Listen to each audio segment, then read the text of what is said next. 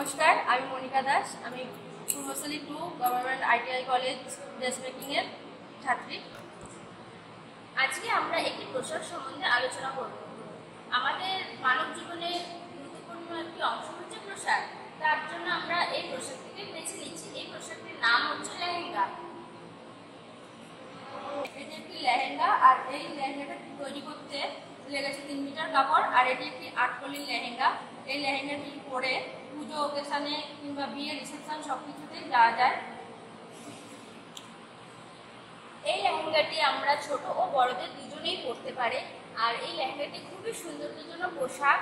তাহলে এবার এই লেহেঙ্গাটিতে আমাদের যে কাপড়গুলো ইউজ করা হয়েছে, যেমন এর ভেতরে হচ্ছে একটি স্যাটিন কাপড় ইউজ করেছে, আর এটা হচ্ছে টেম্পোরারি কাজ। আর এই লেহেঙ্গাটা তৈরি করতে আমাদের 2 দিন সময় লেগেছে। এই লেহেঙ্গাটি 10 বছরের একটি শিশু পরতে পারবে।